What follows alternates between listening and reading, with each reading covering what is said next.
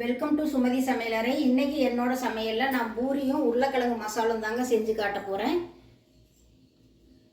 அதுக்கு பாருங்கள், கோதுமை மாவு 2 கப் எடுத்து வச்சுருக்கிறேன். அதில் தேவையான அளவு உப்பு சேர்த்துருங்க.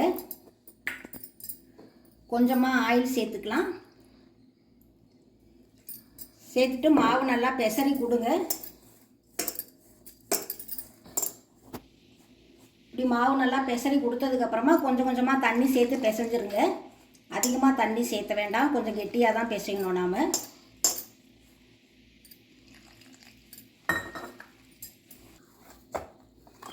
இந்த மாதிரி நல்லா கல்லாட்டம் பிசைஞ்சிருங்க. நல்லா அடித்து கொஞ்சம் நேரம் ஒரு 2 நிமிஷம் நல்லா பிசைஞ்சு வைங்க.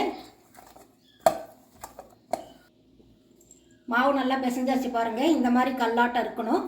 கொஞ்சம் நேரம் ஊறட்டும். இது இப்போ நம்ம மசாலா செய்ய ஆரம்பிச்சிடலாம். நான் கடாய் வச்சு ஆயில் ஊற்றி வச்சுருக்கிறேங்க. ஆயிலும் காஞ்சிருச்சு. கொஞ்சமாக சீரகம், 2 பட்டை, 2 லவங்கம், 2 ஏலக்காய், 2 பே லீஃப் எடுத்திருக்கேன். இதை தாளிச்சிடலாம். முதல்ல கொஞ்சமாக கருவேப்பிலை சேர்த்துக்கோங்க.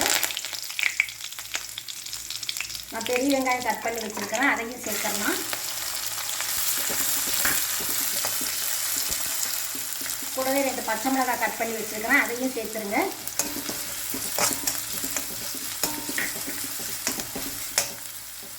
கொஞ்சமாக இஞ்சி பூண்டு பேஸ்ட் அதையும் சேர்த்துடலாம். வெங்காயம் கொஞ்சம் நேரம் நமக்கு நல்லா வதங்கி வரட்டும். வெங்காயம் ஓரளவு வதங்கிடுச்சு பாருங்கள். இப்போ மசாலா பொடி எல்லாமே சேர்த்துடலாம். நாம் 1/4 டீஸ்பூன் மஞ்சள்தூள் சேர்த்துக்கோங்க. 1/2 ஸ்பூன் கரம் மசாலா எடுத்திருக்கேன். காஷ்மீர் சில்லி 1/2 ஸ்பூன் எடுத்திருக்கேன்.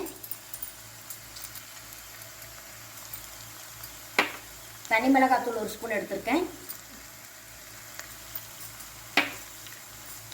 தனியாத்தூள் 1 ஸ்பூன் எடுத்திருக்கேன். இது எல்லாமே ஆயிலில் நல்லா வதக்கி விடுங்க.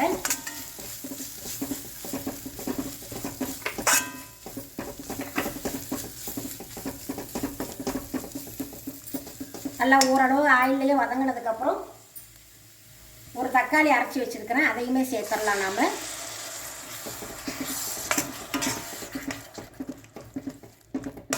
இப்போ தக்காளி வெந்து நமக்கு ஆயில் பிரிஞ்சு வருங்க. அந்த ஸ்டேஜில் நாம் உருளைக்கிழங்கு சேர்த்துடலாம். மசாலாலாம் பச்சை வாசனை போய் நல்லா ஆயில் பிரிஞ்சு வந்துருச்சு பாருங்கள். இந்த ஸ்டேஜில் வேக வச்சு மசிச்சு வச்சுருக்கிற உருளைக்கிழங்கு சேர்த்துடலாம். தேவையான அளவு உப்புமே சேர்த்துருங்க. சேர்த்துட்டு இந்த மசாலாவோட நல்லா கிளறி கொடுங்க.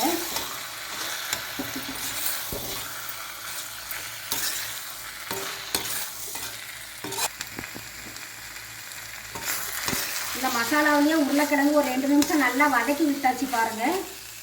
இப்போ தேவையான அளவு தண்ணி சேர்த்துடலாம். நாம்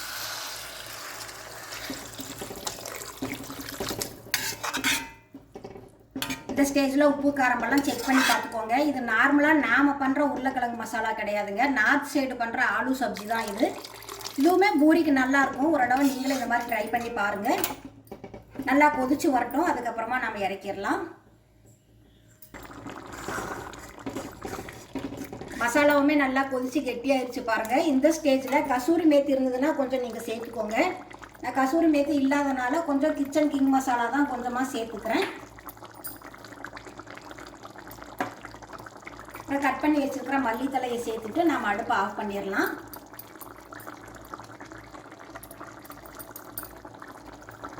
இதை நாம் வேற ஒரு சர்விங் பவுலுக்கு மாற்றிக்கலாங்க. மாற்றிட்டு நம்ம பூரி போட ஆரம்பிச்சிடலாம். பூரி மாவுமே பாருங்கள், இந்த சைஸுக்கு நான் உருண்டை பிடிச்சி வச்சுருக்கிறேன். இதை நாம் தேய்ச்சிடலாம் வாங்க. நான் கொஞ்சமாக ஆயில் கீழே அப்ளை பண்ணியிருக்கேன். மாவு எதுவும் சேர்த்த வேண்டாம்.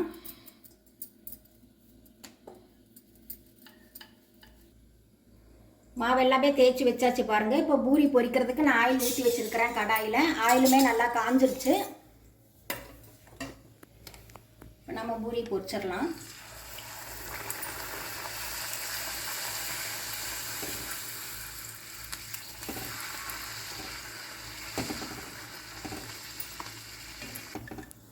இந்த இந்த மாதிரி நல்லா 2 பக்கமும் திருப்பி விட்டு இந்த மாதிரி கலர் மாறின உடனே எடுத்துருங்க.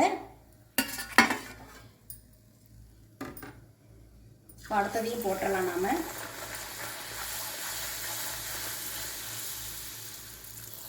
எப்படி நல்லா பூரி நல்லா ஊற்றி வருது பார்த்தீங்களா? மாவு நல்லா அடித்து பிசைஞ்சிங்கன்னா நல்லா இந்த மாதிரி வரும் பூரி. இதையுமே எடுத்துடலாம்.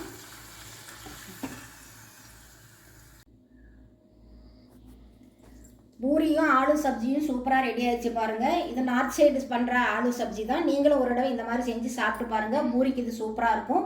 உங்களை நான் மறுபடியும் அடுத்த வீடியோவில் சந்திக்கிறேன். தேங்க்யூ.